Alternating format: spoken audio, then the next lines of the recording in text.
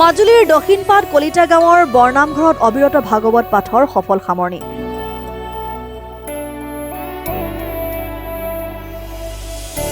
তিনিদিনীয়াকৈ অনুষ্ঠিত হোৱা অবিৰত ভাগৱত পাঠৰ শনিবাৰে সফল সামৰণি পৰে।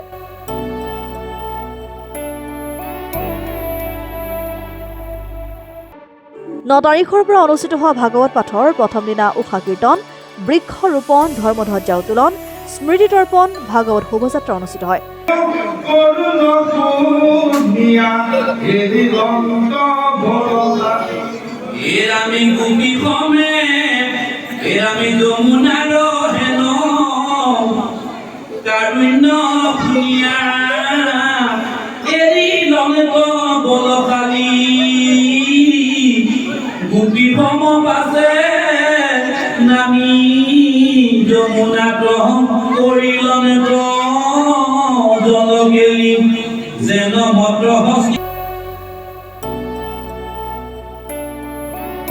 ভাগৱতৰ শুভ উদ্বোধন কৰে ঐতিহাসিক শ্ৰী শ্ৰী দক্ষিণপাট সত্ৰৰ সত্ৰাধিকাৰ ননীগোপাল দেৱগোস্বামীয়ে।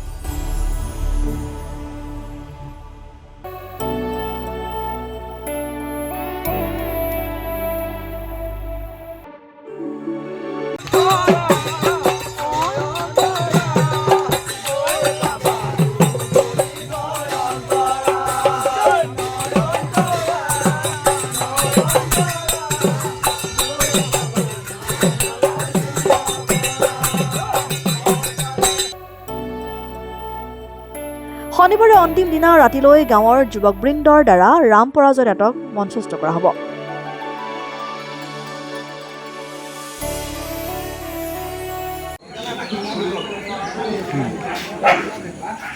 যোৱা 9 আৰু 11 আজি 11 তাৰিখলৈকে আমালোক দক্ষিণপাট কলিতা গাঁও সমূহ ৰাইজে একত্ৰিত হৈ দক্ষিণপাট কলিতা গাঁও বৰনামঘৰৰ প্ৰাংগণতে তিনিদিনীয়া কাৰ্যসূচী আমি ভাগৱত পাঠ অনুষ্ঠানটো অনুষ্ঠিত কৰিলোঁ।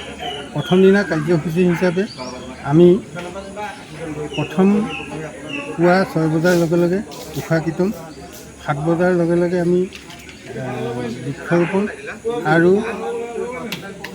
8 বজাৰ লগে লগে আমাৰ ধৰ্মধ্বজা উত্তোলন আৰু 9:30 বজাত আমি স্মৃতি তৰ্পণ কাৰ্যসূচী অনুষ্ঠিত কৰাৰ পাছতেই আমি ভাগৱত শোভাযাত্ৰা আমি অনুষ্ঠিত কৰিলোঁ। আমাৰ সুদূৰ ব্ৰহ্মপুত্ৰৰ পাৰলৈকে এই শোভাযাত্ৰা অব্যাহত থাকিলে। এই শোভাযাত্ৰাত দক্ষিণপাট কলিতা গাঁৱৰ সমূহ ৰাইজৰ লগতে দক্ষিণপাটবাসী ৰাইজে আমাক বিপুল সঁহাৰি জনালে। ইয়াৰ পাছতে আমাৰ সেইদিনা এই 9 তাৰিখৰ দিনা শান্তি প্ৰদান কৰিলে দক্ষিণপাট আশ্ৰমী সত্ৰৰ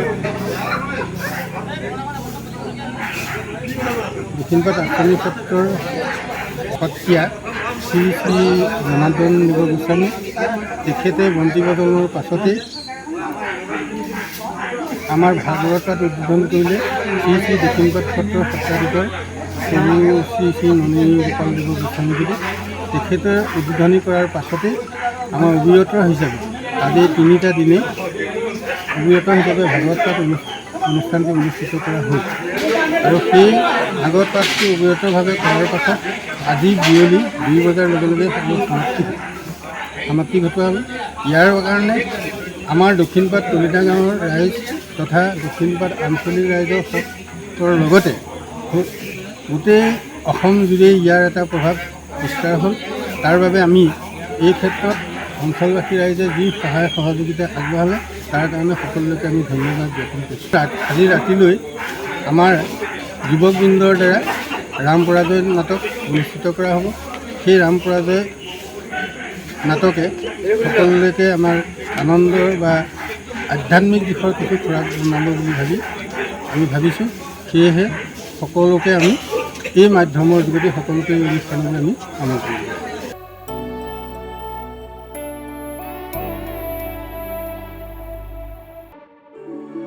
news desk report, democratic Assam.